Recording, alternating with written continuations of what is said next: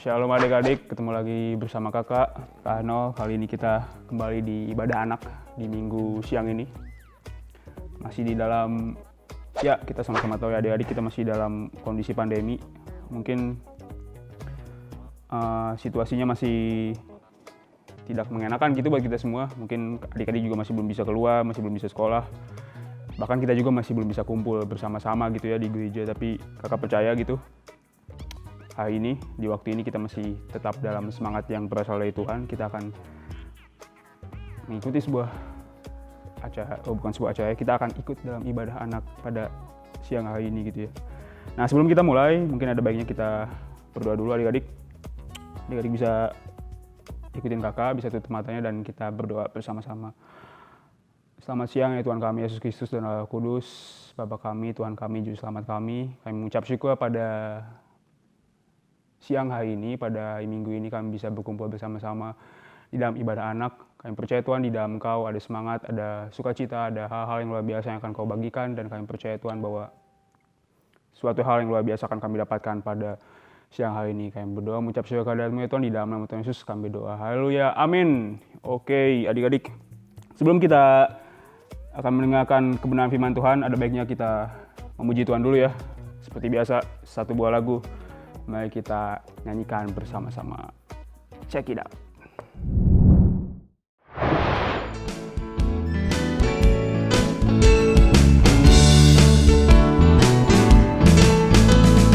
Kau temanku, ku temanmu, kita selalu bersama. Seperti mentega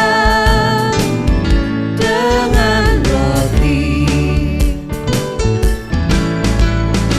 Kau temanku, ku temanmu, kita selalu bersama. Seperti celana dengan baju. Ku akan selalu mendukungmu, menolongmu terus maju. Bila kau sedih, ku akan memelukmu erat-erat. Kau temanku, ku temanmu, kita selalu bersama. Seperti mentega dengan roti. Kau temanku, ku temanmu, kita selalu bersama. Seperti mentega dengan roti. Kau temanku, ku temanmu, kita selalu bersama. Seperti celana dengan baju.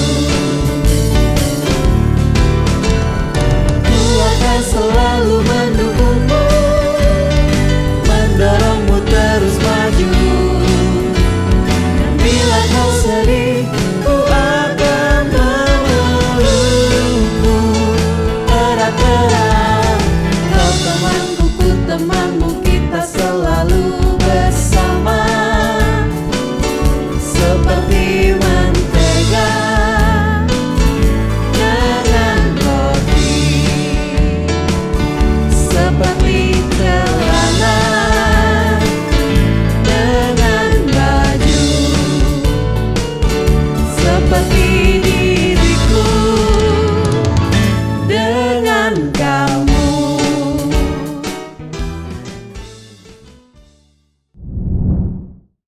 Oke, itu tadi dia lagunya. Semoga menjadi satu buah semangat gitu ya buat adik-adik. Sekali lagi, meskipun kita masih dalam situasi pandemi seperti ini, kita harus tetap semangat ya adik-adik. Adik-adik dimanapun berada, di rumah masing-masing ataupun dimanapun adik-adik sekarang berada, harus tetap semangat ya. Semoga pujian tadi bisa menjadi satu semangat buat adik-adik. Nah, itu tadi pujaannya. Sudah itu, maka saatnya sekarang kita mendengarkan sebuah cerita kebenaran firman Tuhan. Yang mana pada hari ini, pada siang hari ini, kita akan mendengarkan sebuah cerita tentang Daud. Ya, mungkin adik-adik udah pernah atau udah sangat sering mendengar gitu ya cerita tentang Daud ini. Nah, sedikit kita flashback.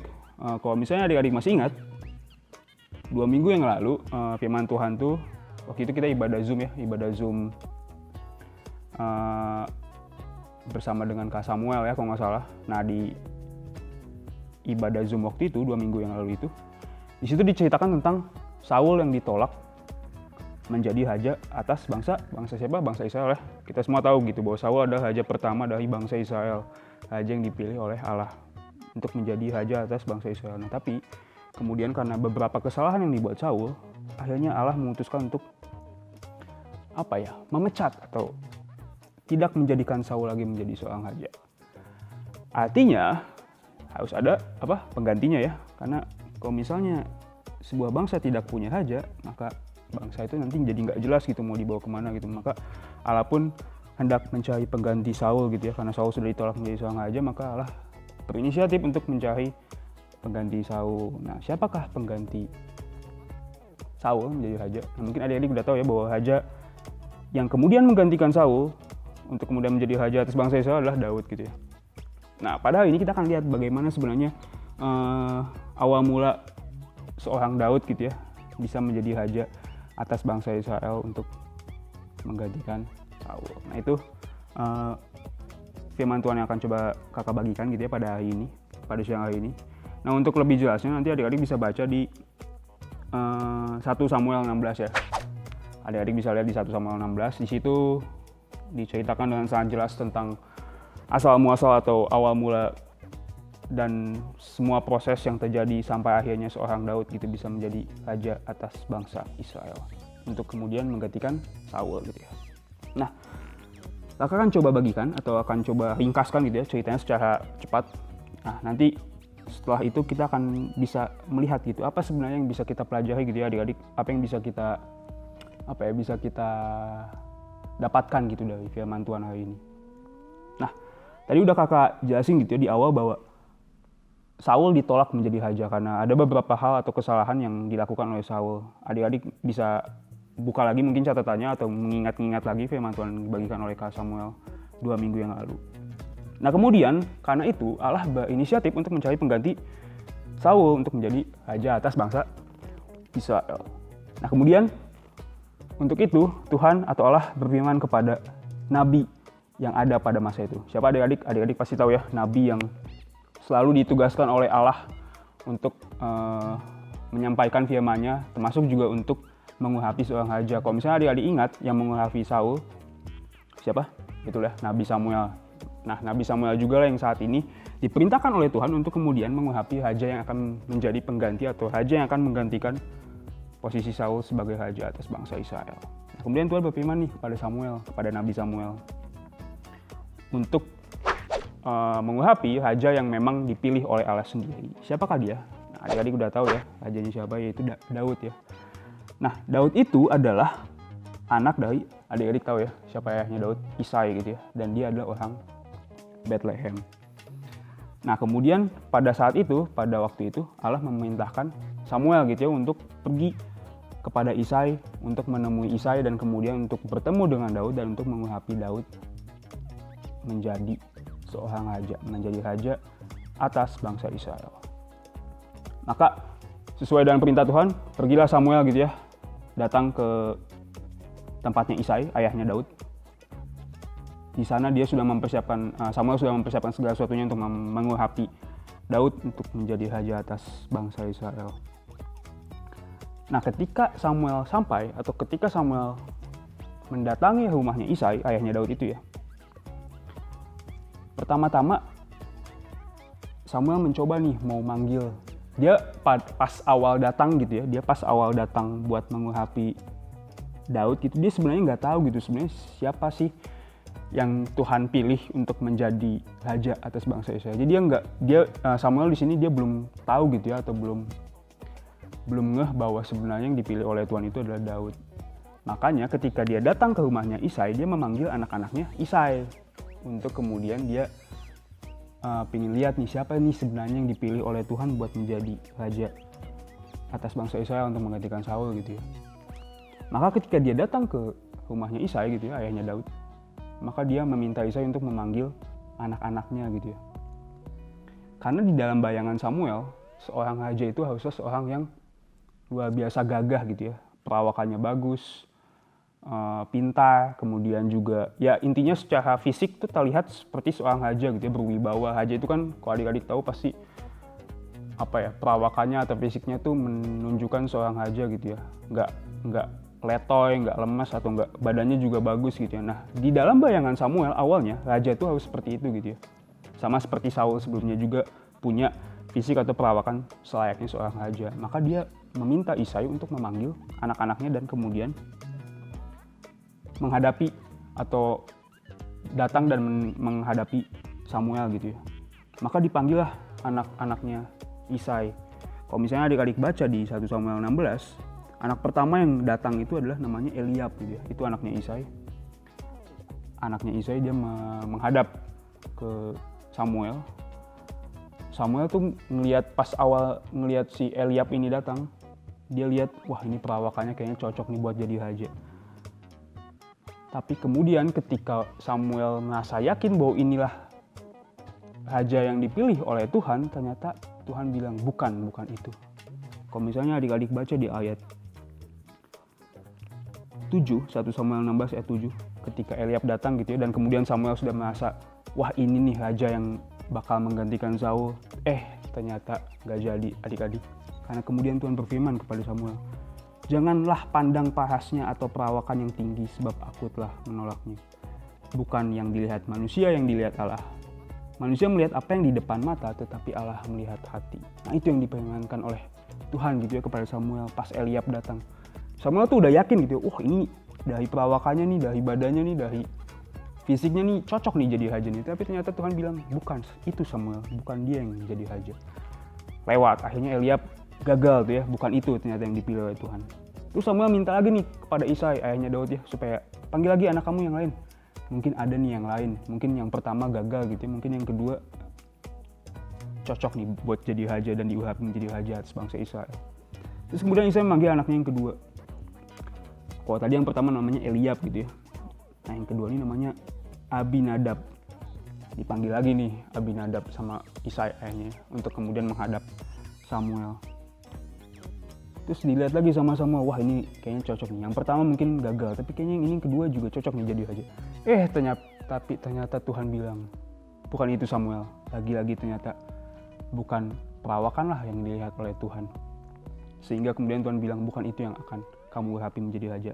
Maka Abinadab pun gagal gitu ya. Ternyata bukan dia juga yang dipilih oleh Tuhan. Terus dipanggil lah semua anak-anaknya Isai gitu ya. Tadi yang ke-1 lewat Eliab, yang kedua juga lewat Abinadab, dipanggil yang ketiga. Bahkan seterusnya sampai 7 anak Isai. Ternyata semuanya ditolak. Bukan ditolak sih, tapi ternyata bukan itu yang dipilih oleh Tuhan gitu ya. Meskipun mungkin ke-7 anaknya Isai ini punya perawakan yang cocok untuk menjadi seorang raja gitu ya. Tapi ternyata dari semua 7 anak yang dipanggil oleh Isai, tidak ada satupun yang dipilih oleh Tuhan untuk menjadi raja. Sampai kemudian mungkin di waktu itu Samuel udah frustasi kali ya, udah 7 dipanggil semua. Perawakannya sebenarnya udah cocok buat jadi raja, tapi ternyata Tuhan tidak memilih ke-7 anak Isai tersebut. Mau nanya sama Isai, ayahnya Daud ya, apakah anak kamu udah semua kamu panggil?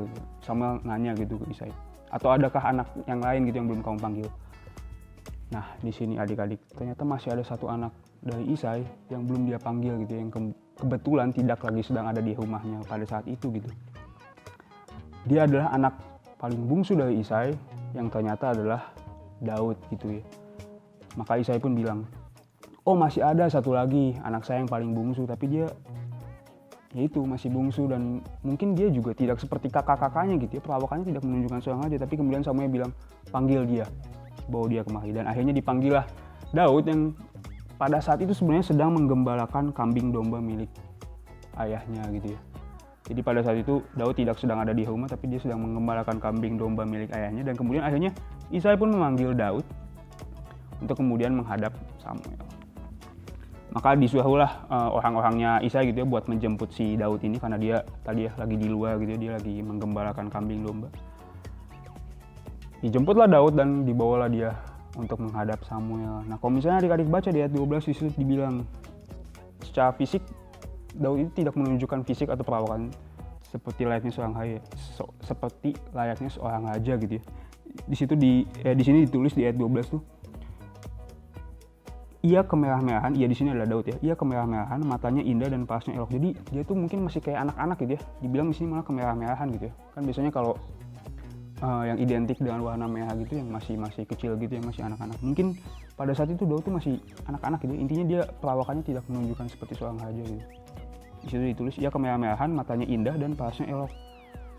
Tapi meskipun perawakannya atau fisik Daud tidak terlihat seperti layaknya seorang raja, tapi di ayat yang sama di ayat 12 dibilang, Tuhan berfirman, bangkitlah, urapilah dia, sebab inilah dia. Ternyata yang dipilih oleh Tuhan untuk menjadi raja atas bangsa Israel, untuk kemudian menggantikan Saul adalah Daud gitu ya, seorang yang masih kemerah-merahan, matanya indah dan parasnya elok. Meskipun secara fisik dia berbeda dari kakak-kakaknya gitu ya, yang lebih pantas atau lebih layak, kalau dilihat manusia gitu ya, lebih pantas dan lebih layak untuk menjadi seorang raja, tapi ternyata yang dipilih bukanlah kakak-kakaknya gitu ya. Yang dipilih oleh Tuhan untuk kemudian menjadi raja atas bangsa Israel adalah Daud. Nah kemudian tanpa ragu, karena ini adalah perintah dari Tuhan gitu ya, akhirnya Samuel pun mengurapi. Pada saat itu juga dia mengurapi Daud, untuk kemudian sejak saat itu Daud menjadi raja atas bangsa Israel untuk menggantikan siapa? Saul. Itu sih adik-adik sebenarnya secara singkat gitu ya, cerita tentang bagaimana seorang Daud gitu ya. Seorang Daud akhirnya bisa menjadi raja atas bangsa Israel untuk kemudian menggantikan Saul yang sebelumnya sudah ditolak oleh Tuhan. Secara lengkap adik-adik bisa baca ceritanya di 1 Samuel mulai dari 1 Samuel pasal yang 16 mulai dari ayatnya yang pertama sampai ayatnya yang ke-13. Di situ diceritakan tentang cerita bagaimana seorang Daud bisa diurapi menjadi raja. Nah itu adik-adik sebenarnya ceritanya cukup singkat, dan kakak juga yakin mungkin sebenarnya adik-adik udah sangat sering untuk mendengar cerita ini mungkin di sekolah, atau mungkin bahkan dulu juga di sekolah minggu atau di ibadah anak udah pernah diceritakan gitu ya. Tapi meskipun ini satu cerita yang mungkin adik-adik udah sangat sering mendengarnya, tapi kakak ingin membagikan beberapa hal yang mungkin ini bisa jadi hal yang memberkati kita ya adik-adik, memberkati kakak juga memberkati adik-adik. Apa sih sebenarnya yang ingin Tuhan bagikan kepada kita pada hari ini dari cerita seorang Daud yang diurapi menjadi raja, untuk kemudian diurapi menjadi raja atas bangsa Israel untuk kemudian menggantikan Saul gitu ya. Nah, apa sih poin yang bisa kita dapatkan?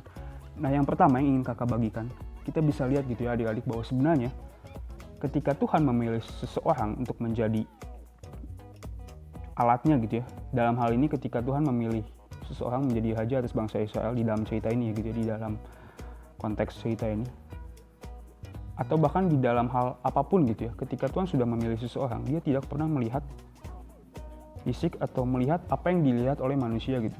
Kalau misalnya adik-adik ingat tadi ayat yang ke-7, ketika anak pertamanya Isai atau kakaknya Daud yang pertama itu datang gitu ya menghadap Samuel, dan pada saat itu Samuel udah merasa yakin gitu bahwa orang itu si tadi yang pertama itu Eliab gitu ya, Eliab itu itulah yang akan menggantikan Saul menjadi raja, karena Samuel melihat perawakannya Eliab itu pantas atau layak menjadi seorang raja. Dan mungkin manusia juga seperti itu gitu ya. Manusia itu pasti melihat dari apa yang terlihat oleh mata gitu. Fisik gitu. Sama seperti Samuel juga melihat, wah ini Eliab ini pantas nih jadi raja. Tapi kemudian di ayat 7 dibilang, bukan apa yang dilihat manusia yang dilihat Allah. Manusia melihat apa yang di depan mata. Tapi Allah melihat hati. Nah dari sini kita bisa belajar gitu ya adik-adik bahwa di dalam cerita ini, dalam konteks cerita ini, Allah ingin memilih seseorang untuk menjadi alatnya, di mana orang itu akan menjadi raja atas bangsa Israel. Nah ternyata yang dipilih oleh Tuhan adalah Daud. Dan di sini Allah tidak melihat apa fisik atau perawakan gitu.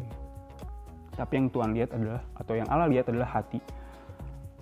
Kakak yakin gitu bahwa Allah pasti melihat bagaimana kehidupan seorang Daud sehingga dia benar-benar yakin untuk kemudian memilih Daud menjadi raja atas bangsa Israel.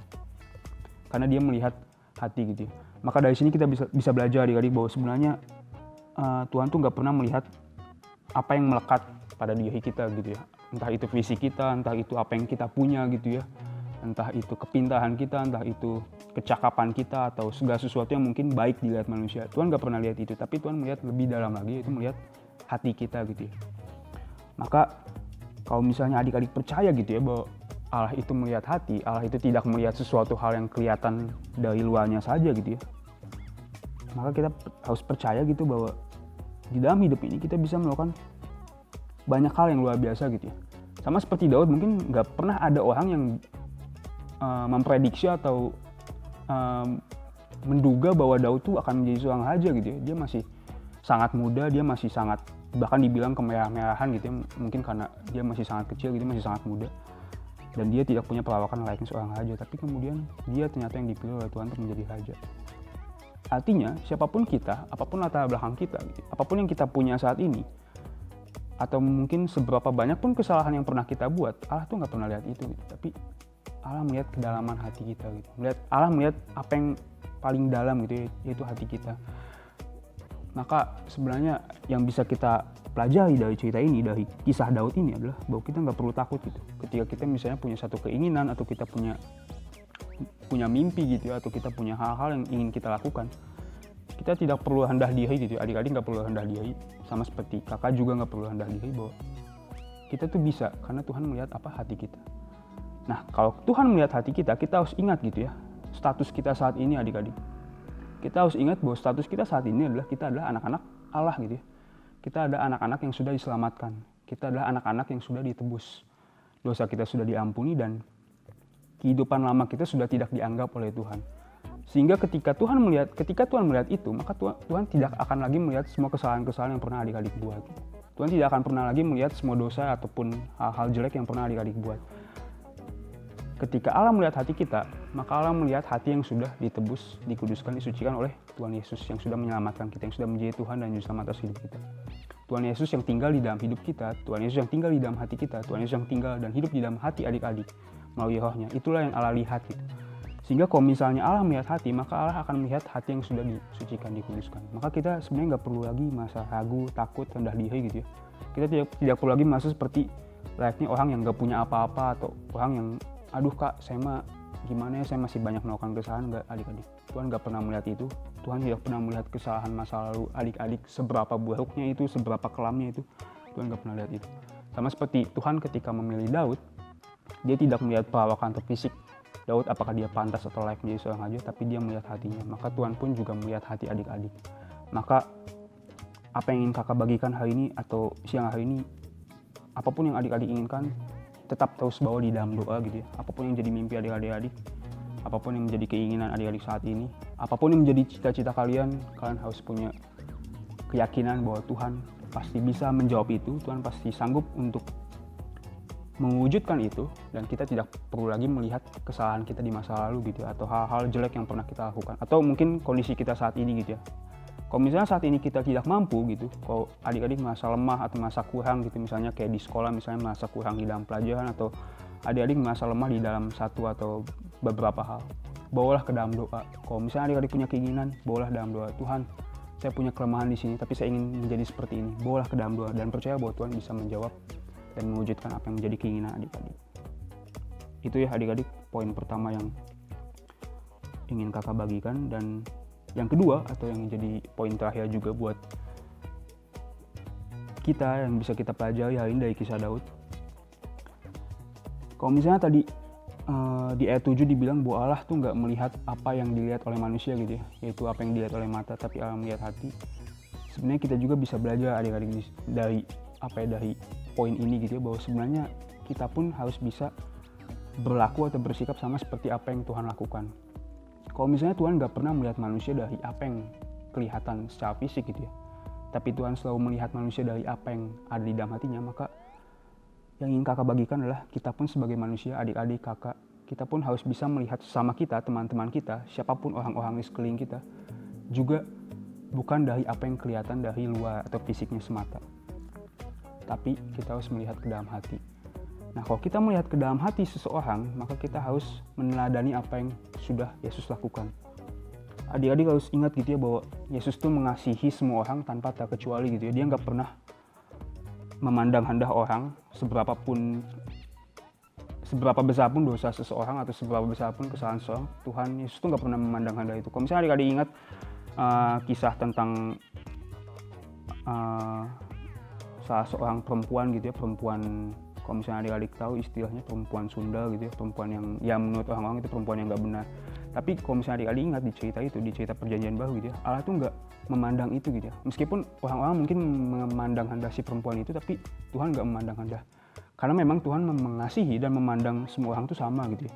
Nah ini yang kakak ingin bagikan. Kalau misalnya Tuhan melihat hati dan tidak melihat apa yang tampak dari luar, kita pun harus bisa meneladani apa yang telah Tuhan Yesus lakukan. Kita harus bisa mengasihi sesama kita tanpa memandang apa yang menjadi kelemahan dia, apa yang menjadi tampilan fisik dia, apa yang menjadi kekurangan dia. Bukan itu yang kita lihat adik-adik, tapi kita harus melihat manusia itu sama seperti bagaimana Tuhan melihat manusia. Ketika Tuhan memandang manusia dan penuh kasih, maka kita pun harus memandang teman-teman kita, memandang sesama kita, memandang siapapun teman adik-adik, keluarga adik-adik, atau siapapun orang-orang yang adik-adik temui di dalam kehidupan adik-adik dengan penuh kasih gitu. Kita harus meneladani apa yang Tuhan Yesus lakukan. Maka ketika kita bisa mengasihi sesama kita, siapapun mereka gitu ya, seberapa besar pun kesalahan mereka atau seberapa banyak pun kekurangan mereka, maka percayalah bahwa banyak hal-hal luar biasa yang terjadi gitu ya. Kalau misalnya adik-adik lihat gitu ya, atau dengar banyak cerita tentang hal-hal negatif, tentang hal-hal yang nggak damai lah di dunia ini, entah itu peperangan di berbagai negara atau kekerasan, atau misalnya tindakan kriminal, atau banyaknya hal-hal yang merugikan gitu ya. Sebenarnya akar atau sumber dari segala sesuatu hal-hal yang jelek itu adalah karena tidak adanya kasih di antara sesama manusia gitu. Itulah yang kemudian menyebabkan dunia ini penuh dengan hal-hal yang negatif seperti yang kakak bilang tadi gitu. Ada peperangan di mana-mana, adanya hal-hal negatif, adanya hal-hal kriminal, orang lain saling merugikan orang lain, saling mencelakakan. Itu diawali karena tidak adanya kasih. Tapi percayalah bahwa apa yang sudah Yesus lakukan di atas kayu salib itu sebenarnya mengubahkan semuanya. Dan adalah menjadi tugas kita, tugas adik-adik, tugas kakak juga untuk kemudian kita mulai belajar meneladani apa yang Tuhan Yesus lakukan. Kita bisa mulai menunjukkan kasih itu kepada semua orang tanpa terkecuali. Dan percayalah ketika itu kita lakukan, sebenarnya kita bisa memulai untuk melakukan banyak perubahan-perubahan di dunia ini gitu ya, di lingkungan kita, di keluarga kita, di sekolah kita, ataupun dimanapun kita berada. Sehingga harapannya suatu saat nanti kita akan melihat sebuah masyarakat, sebuah lingkungan, sebuah kehidupan sosial yang lebih baik gitu ya. Kita nggak bakal dengar lagi adanya peperangan atau adanya hal-hal yang negatif yang dimana ada orang mencelakakan orang lain. Karena apa? Karena adanya kasih gitu. Karena sesama manusia, sesama orang dengan orang lain yang menunjukkan kasih itu gitu. Itu sih adik-adik poin kedua yang ingin kakak bagikan lewat cerita Daud ini. Yang pertama tadi bahwa Allah nggak pernah melihat fisik gitu ya. Allah melihat hati, dan kita percaya gitu bahwa hati kita sudah ditebus dan disucikan oleh Tuhan. Maka itulah yang sebenarnya Allah lihat. Dan konsekuensinya kita nggak perlu lagi takut untuk bermimpi, karena Tuhan nggak pernah melihat kelemahan kita atau kekurangan kita. Tuhan melihat semua hal luar biasa yang melekat dalam diri kita. Dan karena itu adik-adik harus bermimpi besar gitu ya, harus punya keinginan yang besar. Dan kalaupun misalnya adik-adik merasa lemah, adik-adik tinggal datang kepada Tuhan dan berdoa untuk memohon kekuatan supaya adik-adik bisa melakukan itu. Itu poin yang pertama. Dan yang poin yang kedua, kita bisa belajar karena Tuhan melihat hati dan Tuhan mengasihi semua orang gitu ya. Maka kita pun juga harus belajar untuk bisa mengasihi semua orang tanpa melihat kelemahan orang lain gitu ya. Harapannya apa? Harapannya ketika kita bisa saling mengasihi, entah itu teman-teman kita, entah itu keluarga kita, entah itu siapapun orang-orang bahkan yang belum kita kenal, kita bisa membuat sebuah lingkungan yang lebih baik gitu ya adik-adik. Kita bisa membuat sebuah lingkungan yang penuh dengan kedamaian. Tidak ada lagi orang yang merugikan orang lain, tidak ada lagi orang yang melakukan tindakan-tindakan yang mencelakakan orang lain. Seperti itu. Nah itu sih sebenarnya firman Tuhan yang ingin kakak bagikan pada hal ini. Mungkin cukup singkat gitu ya, tapi semoga adik-adik bisa belajar dari kisah Daud ini. Dia bukanlah siapa-siapa ya, dia hanya seorang muda yang punya hal luar biasa yang kemudian Tuhan lihat itu, dan kemudian Tuhan memilih dia untuk menjadi raja untuk menggantikan Saul atas bangsa Israel untuk menggantikan Saul. Itu firman Tuhan untuk hari ini. Dan untuk ayat hafalan, seperti biasa nanti ayat hafalannya bisa dihafalkan, tentu saja gitu ya, dihafalkan. Kemudian adik-adik buat videonya, nanti bisa disampaikan ke kakak-kakak pembina, atau mungkin bisa disampaikan secara langsung melalui grup WA gitu ya, karena kita sudah punya grup WA ibadah anak, nanti bisa di-post di situ videonya. Nah, ayat hafalan itu dari 1 Samuel 16 ayat yang ke-7, tapi yang ke-7b gitu ya. 7b, karena ini 7-nya kepanjangan.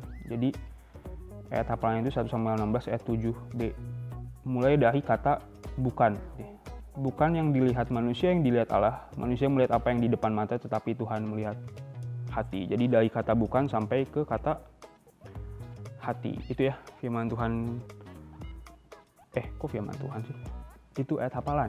Ayat hafalan buat adik-adik. Nanti kalau misalnya adik-adik udah baca dan hafal, bisa dihafal gitu ya. Dan divideokan. Kalau yang mau memvideokan. Kalau yang nggak mau juga nggak apa-apa. Tapi adalah lebih baik kalau misalnya divideokan gitu ya. Terus di-post di grup WA gitu ya. Grup WA ibadah anak. 1 Samuel 16 ayat 7b tadi. Mulai dari kata bukan sampai kata hati. Nah itu ayat hafalan buat minggu ini. Kalau sudah nanti langsung di-post aja di grup WA. Dan itu juga firman Tuhan buat hari ini. Kakak berharap semoga firman Tuhan dan ibadah anak kita pada hari ini bisa memberi satu kekuatan dan menjadi berkat buat adik-adik dimanapun adik-adik berada. Nah itu mungkin sebelum kita tutup ada baiknya kita berdoa. Adik-adik bisa tutup mata dan kemudian kita berdoa bersama-sama. Ya, terima kasih ya Tuhan, terima kasih ya Yesus Allah Kudus. Sekali kami ucap syukur untuk ibadah anak pada siang hari ini. Meskipun singkat, kami percaya Tuhan bahwa ada hal-hal yang biasa yang ingin Engkau bagikan atau ingin Engkau tunjukkan kepada setiap anak-anakmu dimanapun berada yang sedang mengikuti ibadah anak pada siang hari ini, ataupun mereka yang mungkin berhalangan yang tidak bisa ibadah. Tuhan, Engkau Allah juga yang berkati mereka. Dan kami percaya Tuhan bahwa dari cerita Daud yang Engkau urapi menjadi raja, kami bisa belajar Tuhan bahwa Engkau Allah tidak pernah melihat apa yang dilihat oleh manusia. Engkau tidak pernah melihat apa yang dilihat oleh mata, tapi Engkau melihat jauh sampai ke kedalaman hati kami Tuhan. Dan kami percaya Tuhan, ketika Engkau sudah mati buat kami dan menebus setiap dosa kesalahan kami, maka hati kami pun adalah hati yang penuh dengan hal-hal yang luar biasa. Hati kami adalah hati yang disucikan, hati kami adalah hati yang dikuduskan. Maka itulah yang Kau lihat dari kehidupan setiap anak-anakmu, dari kehidupan kami, dari kehidupan adik-adik dan anak-anakmu dimanapun mereka berada. Ketika kami meyakini ini Tuhan, kami percaya bahwa kami tidak perlu takut dalam menjalani hidup ini. Kami tidak perlu takut untuk bermimpi ataupun untuk melakukan banyak hal, karena kami percaya bahwa Engkau Allah yang sanggup untuk melakukan segala sesuatunya. Maka kami percaya dan kami ingin berdoa Tuhan, apapun menjadi mimpi setiap anak-anakmu dimanapun mereka berada, apapun yang sedang mereka gumulkan saat ini, apapun yang sedang mereka doakan, jawablah itu ya Tuhan, sesuai dengan kehendak-Mu, sesuai dengan waktu-Mu, dan biarlah apa yang menjadi kehendak-Mu terjadi dalam kehidupan mereka. Sekali lagi kami bersyukur untuk ibadah pada siang hari ini, dan hamba-Mu ingin berdoa buat setiap adik-adik, setiap anak-anakmu di dalam setiap apapun yang sedang mereka lakukan saat ini, dalam studi, aktivitas sekolah mereka, di dalam kehidupan bersama dengan keluarga mereka, di dalam kehidupan dengan teman-teman mereka, dengan guru mereka di sekolah. Kau Allah yang sertai dan Kau Allah yang memberkati mereka, Kau Allah yang memberkati masa depan mereka, dan Kau menjadikan segala sesuatunya luar biasa di dalam kehendak dan rancangan-Mu ya Tuhan. Sekali kami bersyukur Tuhan, dan kami berdoa pertemukanlah kami kembali di dalam ibadah anak untuk minggu depan. Kami percaya Tuhan, meskipun situasi yang saat ini kami masih belum bisa bertemu secara fisik atau secara langsung karena kondisi pandemi yang masih melanda bangsa kami dan juga bahkan melanda seluruh dunia, kami percaya Tuhan bahwa Engkau Allah yang akan tetap memberikan kekuatan dan semangat kepada kami untuk menjalani hidup. Dan kami percaya meskipun kami tidak bisa berjumpa secara fisik, tapi sukacita dan semangat yang datang bersama pada Engkau tetap menaungi dan melingkupi kami. Terima kasih Tuhan, sekali lagi kami ucap syukur sepenuhnya kehadirat-Mu. Di dalam nama Tuhan Yesus kami berdoa mengucap syukur kehadirat-Mu. Haleluya, amin. Nah itu ya adik-adik, ibadah kita pada hari ini sudah selesai. Jangan lupa dihafalin tadi ayat hafalannya dan bisa disampaikan di grup WA. Dan sampai jumpa lagi minggu depan. Dadah.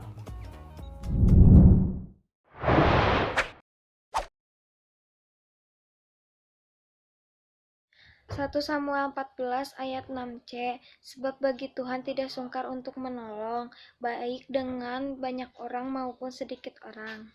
1 Samuel 14 ayat 6, sebab bagi Tuhan tidak sukar untuk menolong, baik dengan banyak orang maupun sedikit orang. 1 Samuel 14 ayat 6, sebab Tuhan tidak sukar untuk menolong, baik dengan banyak orang maupun dengan sedikit orang.